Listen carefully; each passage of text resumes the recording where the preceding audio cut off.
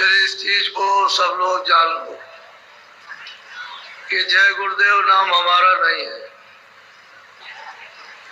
और आपका भी नहीं है, ये उस प्रभु का नाम।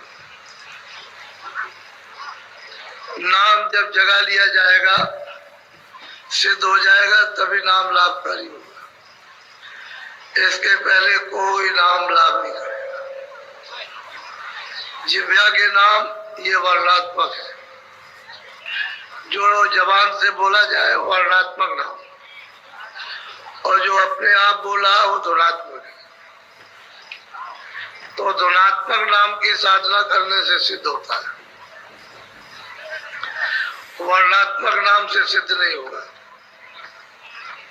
वर्णात्मक नाम लेने से इंद्रियों पर शुद्धि का असर होता है, जीवात्मा पर जो बोझा लगा कर्मों का उसका नहीं। तो पहले बाहर के अंगों को पवित्र करना चाहिए। जय गुरुदेव, जय गुरुदेव नाम किसका।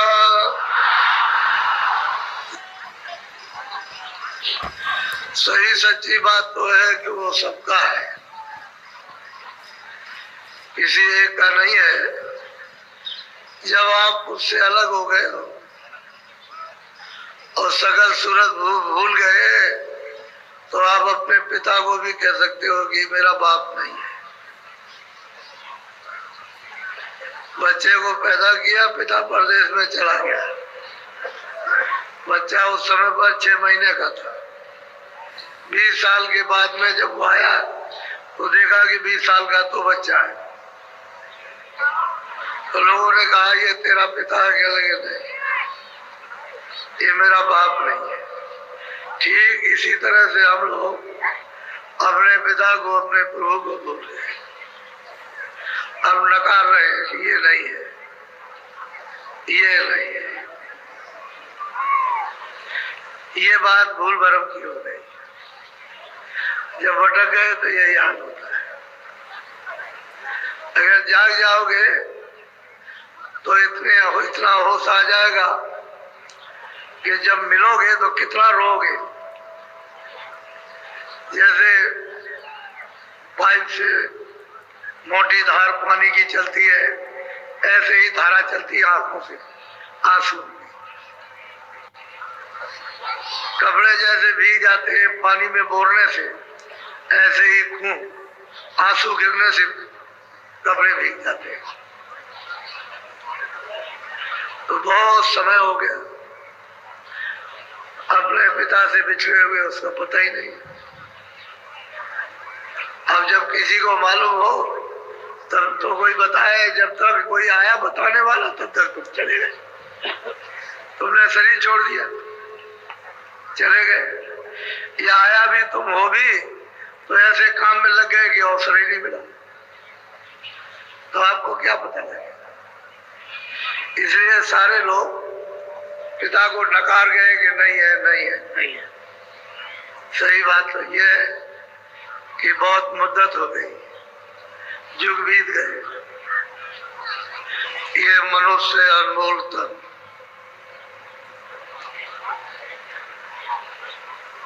आपको दिया गया है किराए पर। थोड़े समय के लिए मृतलोक में उसने जो अपना विधान बना दिया और उसका अधिकार आपको सब दे दिया। ये अच्छा है, ये बुरा है, ये पाप है, ये पुण्य है। पाप को मत करना, पुण्य को करना। मैं ना पाप के लिए रोकूंगा ना पुण्य के लिए। जो भी तुम पाप पुण्य करोगे वो सब अपना अपना भोग, सब आपको अपना अपना भोगना है। तो जितना भी हो सके अच्छा काम करो, बुरा मत करो। इसलिए ना बुरा करो कि हम धीरे धीरे अपना मन स्वच्छ पवित्र है, शारीरिक मन बुद्धि चित्त को साफ सुथरा रखते हुए किसी महात्मा तक पहुंच जाएंगे। तो जब उस तक पहुंच जाएंगे तो जो आपने पुण्य किया है बगैर उसकी सफाई हुए भी छुटकारा नहीं,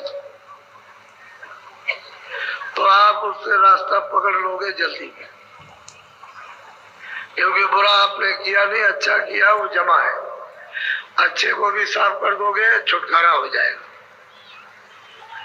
लेकिन जब वहां तक पहुंच जाओगे तो जुक्ति दे देंगे, रास्ता दे देंगे, धीरे से मेहनत करेंगे और आपसे कराएंगे, और धीरे से वो भी जो आपने पुण्य जमा किया वो भी जल जाएगा। जब वो भी जल जाएगा, न पुण्य रहेगा न पाप, तो जीवात्मा की रिहाई हो जाएगी काल के देश में। न वो जलवेगी न मरेगी, न चार खानों में जाएगी न 84 लाख योनियों में, उसको किसी होने भी नहीं जाना, छुटकारा हो जाएगा। लेकिन तुम इस शरीर को पवित्र स्वच्छ साफ नहीं रखोगे तो यही रुक जाओगे, आगे आप जा नहीं सकते। तो महात्माओं के न मिलने का बहुत बड़ा नुकसान हो जाएगा, भारी नुकसान होगा। अगर महात्मा मिल जाएंगे तब तो नुकसान से बच जाओगे और जीवन की आपकी यात्रा भी पूरी हो जाएगी, नहीं तो ये यात्रा असफल रहेगी। तो ऐसा तन पाकर नर नारियों ने कि दरवाजे में बैठे हुए सब कर सकते हैं। ये बच्चियां अनपढ़ हैं, कभी कभी सुनाते हैं कि महाराज बहुत जोर से घंटा बजता है, बहुत तेजी के साथ, इतनी तेजी के साथ बजता है कि यहाँ कहीं भी सुनाई नहीं देता। अब इनकी बात को अगर सुनो चुपचाप तो आप कहोगे तो पढ़ी लिखी नहीं है, ऐसी बात करते हैं। उधर पढ़ने लिखने की तो कोई जरूरत है नहीं, वो तो पराविद्या है। जो उस विद्या को पढ़ लेगा वो सर्वोपरि, सबके ऊपर हो जाएगा। ऐसी विद्या है वो अध्यात्म विद्या। तो जब लोग सुनते हैं ऐसी कभी कभी कानों में भनक पड़ती है कि ये क्या कह रही है बाबा जी से, फिर और कुछ बताती है कि बाबा जी ऐसा ऐसा लोकता है। लोकता मतलब दिखाई देता है ऐसा, तो जो सामने देखेगी वही बताएगी, ऐसे अलग डब्बू कुछ नहीं, जो देखते हैं उसको इशारा करती है। तो उसको समझा दिया जाता है कि तुम ऐसा आप करना। तो कहने का मतलब यह है कि आप ये समझते होंगे कि पढ़ा लिखा ही करेगा, अनपढ़ आपसे ज्यादा जल्दी ज्यादा, क्योंकि उनका मन ज्यादा फैला नहीं रहता। आपका मन तो बहुत फैला है, ऐसे फैल गया, लेट गया, अब वो जगह ही नहीं जगता। इंद्रियों पर घुटना टेक लिया और उसने अपना सिर रख दिया, अब उसको छोड़ता नहीं। और ये सीधे साधे हैं, इनका जल्दी से छूट जाता है, इससे पिंड है। ऐसा कभी मत समझो, और कोई कभी मत समझो कि मैं पढ़ा लिखा नहीं हूं तो मुझे नहीं मिलेगा। सबसे पहले उसको देर नहीं लगती, ये बात है। तो मनुष्य जीवन सबको समान रूप से दिया गया कि सब लोग इसका फायदा उठाओ। और सही बात यह है, सबको उसने अधिकार दिया कि तुम जब चाहो, सुबह चाहो, शाम को चाहो, दोपहर में चाहो। और कलयुग में कोई रोक टोक नहीं, कोई जबरदस्ती नहीं कर सकता। जो चाहे तो भजन कर ले, और जो चाहे तो जीवात्माओं को जगा ले, जो चाहे तो दर्शन करे। महात्माओं ने आकर के इस पृथ्वी पर बहुत काम किया, बहुत जीवों को जगाया, बहुत जगा कर और इनको वापस घर में पहुंचाया। छोटा मोटा काम नहीं किया, लेकिन आप फिर भी, ये तो जीव है, 84 से आएंगे, 4 खाने 84 जोनिया, अंडज पिंडज अस्थावर, जो अंडे से पैदा होते हैं अंडज, जो जोड़ से जेर से पैदा होते हैं पिंडज। और बरसात आती है तो पृथ्वी से एकदम निकल बसते हैं, उसको कहते हैं उपज। और वृक्ष आदि जो खड़े हुए पृथ्वी पर, इसको अस्थावर कहते हैं। ये तो 4 सेंटर जेल खाने, और बाकी अपने छोटे छोटे बहुत है। 84 लक्ष्य यानी मतलब जेल खाने हैं, तो उसमें अब जीव उधर से घूम के आता है। काट कूट करके वहां से लौट करके आएगा कितने युगों के बाद, तो सबसे अंत में उसको, जब उसको मनुष्य शरीर में आना होगा तो गाय और बैल की योनि मिलेगी। गऊ और बैल की योनि में गऊ तो स्त्री यानी तन पा जाएगी और बैल जो है पुरुष तन पा जाएंगे। ये अंतिम 84 की अंतिम योनि है मनुष्य शरीर में आने की। ये जितने भी बैल और गऊ है सबको मनुष्य शरीर मिल जाएगा। लेकिन आपको ये बताया कि इनको छेड़ना छाड़ना नहीं, चारा पानी देना, इनसे जो खेती का काम लेते हो अपना लो, और वो गौएं हैं उनसे दूध अपना लो, बच्चे पैदा करो, तो चारा पानी देते रहो और इनको अपनी मौत मर जाने दो। बीच में कोई काटना पीटना नहीं। अगर तुम काट दोगे तो बीच में उतना समय जो इनका रह जाएगा, 5 साल 2 साल 4 साल, तो उसमें प्रेत योनि में चले जाएंगे। प्रेत योनि होती है, उसका पेट बहुत बड़ा और उसका मुंह होता है सुई से। सुई का कुछ नहीं है, बहुत बारीक, ये उसमें कोई भी अनाज का दाना नहीं जा सकता। और भूख लगती है बहुत, लेकिन जब उठ जाएगा नहीं तो फिर क्या रोएगा? तो ये रोता चिल्लाता है, चीखता है प्रेत योनि, उसी को भूत योनि कहते हैं। विचार सुन, इसमें भी कई एक जातियां हैं। तो जब वो प्रेत योनि पूरी हो जाएगी तो फिर मतलब ये है कि वो छूट करके उसका हिसाब होगा और फौरन मनुष्य शरीर में आएगी। तो बैल तो आ जाए बच्चे की योनि में, गऊंगे आ जाएंगे बच्चे को। अब उनका स्वभाव चिड़चिड़ा, क्योंकि वो चिल्लाती रही, यहाँ दौड़ी, उसको लगी, उसको लगी, उसको लगी, रोई गाय, दिन भर रोती है, चिल्लाती है हमेशा, और उसी में उनका वो शेष जीवन समाप्त हुआ। उसके बाद हिसाब हुआ, बाद में हिसाब होगा। हिसाब हुआ, अब उनको मनुष्य शरीर में आना। तो आपके यहाँ बच्चे और बच्चे बने, बाप का एक भी बात का कहना नहीं मानेंगे, सास ससुर का एक भी कहना नहीं, अपने पति का एक भी कुछ नहीं, आंख दिखाएंगे तुम्हारी दम निकल जाएगी।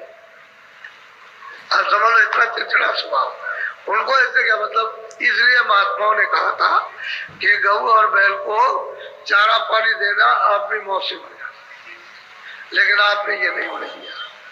अब वो तंग नहीं करेंगे आपको, लड़कियां आपको तंग करती है, लड़के आपको, पत्नी आपको तंग करती है, पति आपको। ये तो भारत का आध्यात्मिक विज्ञान है, लोग थोड़ी हो जाएगा। ये लोग हो जाएगा तो जानने वाले हमेशा रहेंगे। अब आप ना उनके पास जा सको तो रहेंगे। इसलिए आपको ये बताया गया था, तो आपने कुछ भी पालन नहीं किया। कहते हो हम रामायण जानते हैं, गीता जानते हैं, कुरान जानते हैं, कुछ नहीं। कोई किसी को नहीं जानता है, बस जायका है, इंद्रियों के स्वाद है, बस कुछ नहीं। कोई कुछ जानता आता नहीं है, बस इसमें फंसे हुए हो। और दिल बहलाने का मजहब धर्म है। अरे भाई, मजहब दिल बहलाने का, मजहब के लिए तो लोगों ने उसे रूहानियत, उसे खुदाई खजाने को, यानी मतलब कितनी उन्होंने रियाज की, मेहनत की, कितनी तकलीफ उठाई, तब जाकर के वो प्राप्त हुआ। और अब उसको ऐसे समझते। तो चीज ये है कि मनुष्य शरीर ये हाईएस्ट स्टेज है, ये अंतिम दरवाजे पर जीवात्मा को बैठा दिया और कह दिया देखो भाई, मिलो महात्माओं से, रास्ता वो बताएंगे, किताबें रास्ता नहीं बताएंगे, ईश्वर नहीं बताएगा, क्योंकि वो तो बताने के लिए आएगा नहीं। किताबों में समझ नहीं पाओगे, महात्मा के पास जाओ। वो तो कहते हैं जो मुझसे मिला, जो मेरे पास आता जाता उससे मिलो, वो तुमको मेरे पास पहुंचा देगा, सीधा काम।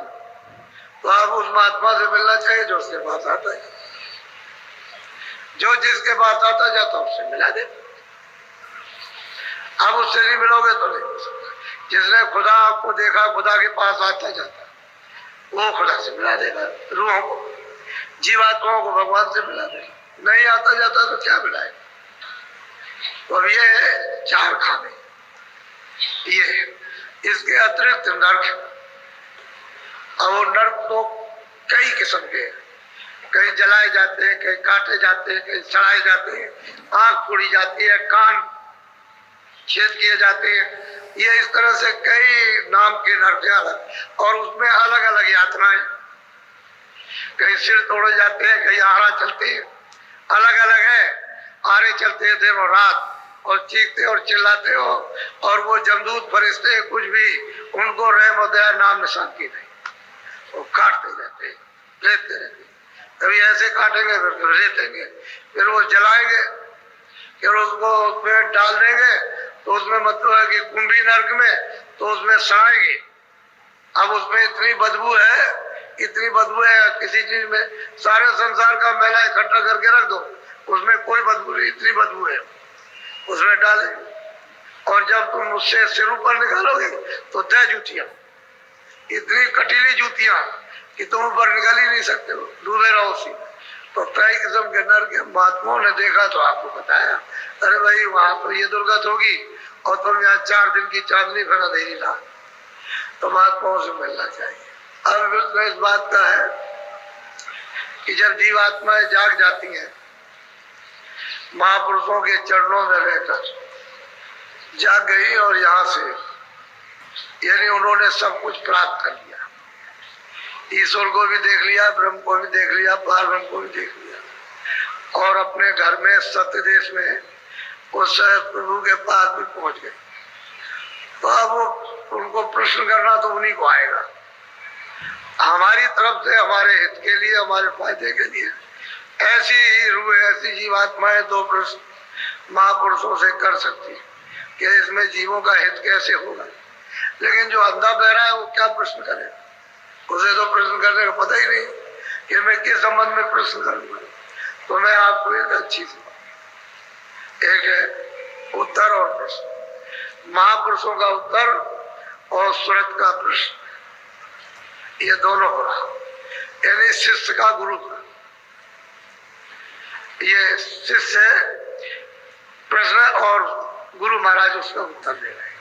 तो आप इस संवाद को थोड़ा सा एक संकेत में इसको ध्यान से सुन लीजिए, क्योंकि ये चीजें आपको कभी मिलेंगी तो नहीं सुनिए, तो कोई सुना, हम इसलिए सुना रहे, वैसे भी सुना दे हमको। वैसे किसी गुरु महाराज की ऐसी कृपा है कि हमको कोई मतलब है, वो तो जो किताबें में हम उससे अलग तो कुछ लाएंगे नहीं, और उधर कुछ अलग नहीं है। महापुरुषों ने कोई कमी तो रखी नहीं है, लेकिन तुम में कमी है।